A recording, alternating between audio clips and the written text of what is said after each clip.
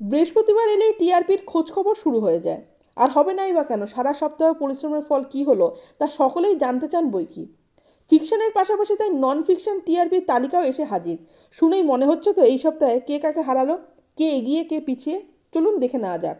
Non fiction TRP তথ্য বলছে, রবিবার যে দিদি নম্বর ওয়ান সম্প্রচারিত হয় সেটা পেয়েছে 5.9 নম্বর।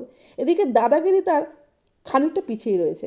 সৌরভ গাঙ্গুলি সঞ্চালিত এই শো পেয়েছে 5.3 নম্বর, অর্থাৎ এই সপ্তাহে দাদা দিদির কাছে হেরে ভূত। আর ঘরে ঘরে জি বাংলা পেয়েছে 1.5 নম্বর। অন্যদিকে নন ফিকশন শো না থাকলে রবিবারের ফিকশন দিয়েই জি বাংলাকে হারিয়েছে স্টার জলসা। শনি রবিবারের স্টার জলসা সম্প্রচারিত ফিকশন পেয়েছে 5.7, আর এই চ্যানেলের রবিবারের ফিকশন শো পেয়েছে 6.7।